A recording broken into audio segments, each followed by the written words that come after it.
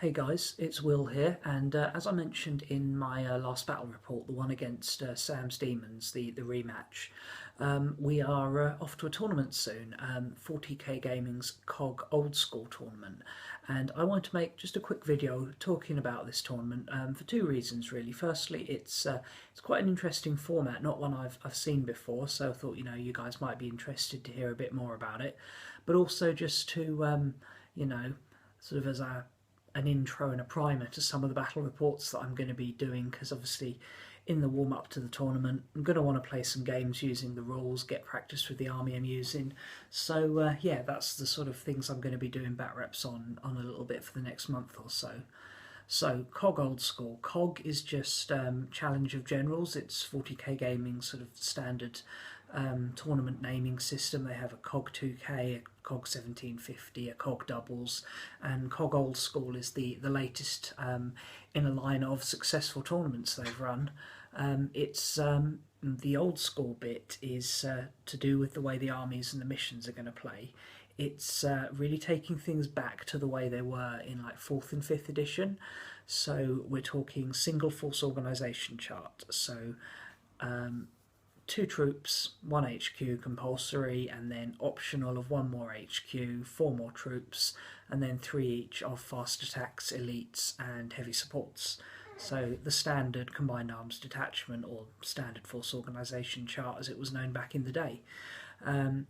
Now, along with that, the size is a little bit lower. It's 1,500 points. Most tournaments are anything from 1,750 up to 2,000 these days, and this smaller size is bringing it back to how things were sort of 4 or 5 years ago. Then you've got the complete banning of Lords of War, complete banning of formations, single codex, no supplements, so it's very streamlined army building, really taking it back to how it was. The final thing is the missions. They're not going to be the standard ones out of the rulebook, either Eternal War or Maelstrom. Normally they run mostly Maelstrom at their tournaments, but this time it's going to be a bit different. The missions are variations on the missions from 4th and 5th edition. So you've got like capturing table quarters, you've got things from 5th edition that have kind of evolved into the current Eternal War missions, but they're a little bit different and given more of a 5th edition flavour. They're not exact carbon copies of them, but they are adapted from. Basically, if you want to see the full details of the missions, because I haven't got them to hand at the moment, have a look in the rule pack, which I'm going to put a link in the description to.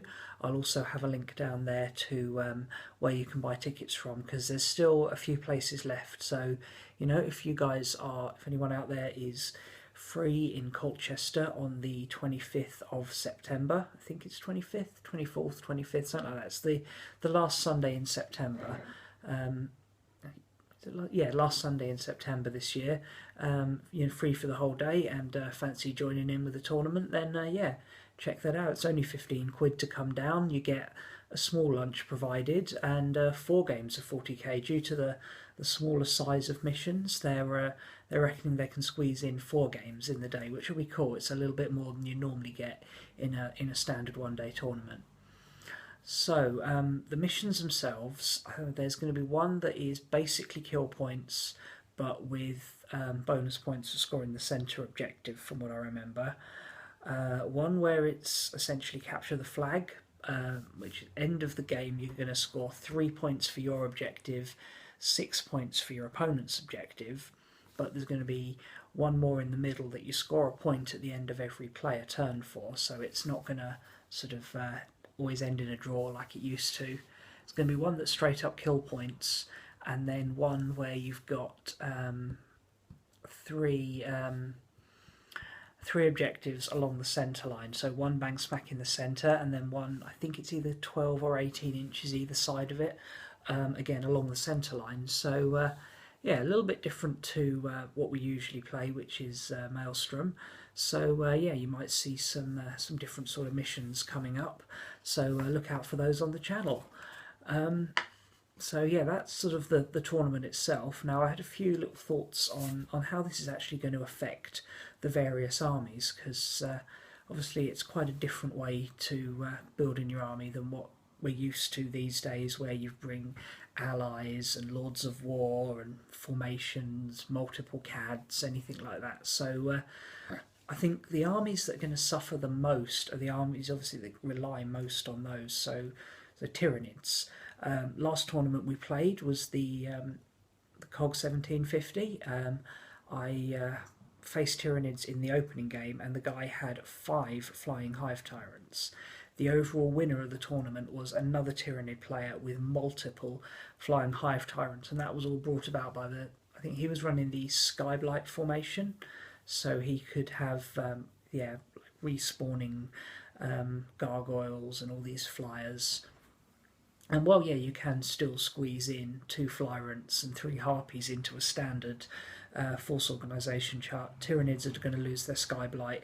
They're also going to lose everything in the Leviathan supplements, because it has to be pure Codex. So, yeah, I think Tyranids are going to struggle to repeat their success in the last tournament, and I mean, they're generally not regarded as the strongest army anyway.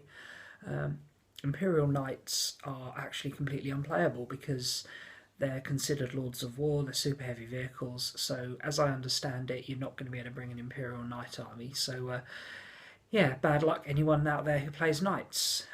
But, you know, yay for the rest of us, we're not going to have to worry about dealing with those things. Eldar are still going to be strong, I think. You've got your jet bikes, you've got your warp spiders, your general aspect warriors, wave serpents are all really good and allowed in the standard force organisation chart. D weapons on your Wraith Guard, that's all fine. But where they're going to lose out is the Wraith Knight. One of the single best models in the game at the moment in terms of power. And yeah, it's not allowed. You can't bring one. So I think a lot of Eldar players are going to be missing out on that. Now, personally, if I was to run my Eldar, that would play into my favour because I'm already very used to not using a Wraith Knight. The thing I would lose out on is the aspect shrines. You know, I tend to run double aspect shrine, but the +1 BS is nice, but you can still make the units work without it, and the list itself would still be perfectly legal. You've got Marines, they're not going to like the loss of their double demi company or their formation bonuses, bringing in allies from other chapters, other Imperial forces, etc. But they still have one great strength, and that is the White Scars biker list. I think if you want to play Marines competitively in this tournament, that's going to be the way to go, White Scar bikers.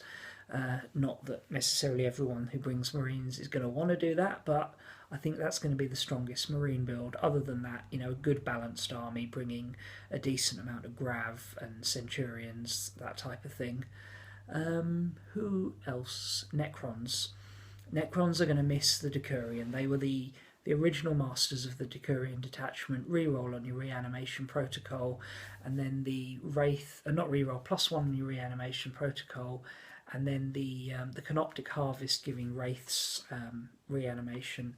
It's really strong, and that's going to be missing. But again, I think the type of missions, as Sam said in the post-game commentary on our last battle report, might favour Necrons, because a lot of them is scoring objectives at the end of the game, and that's something Necrons can do very well because they're very resilient. There's still going to be some Necrons around, whereas a more fragile army might struggle to have the models left to capture the objectives at the end, but might be better able to capture the progressive objectives through the game.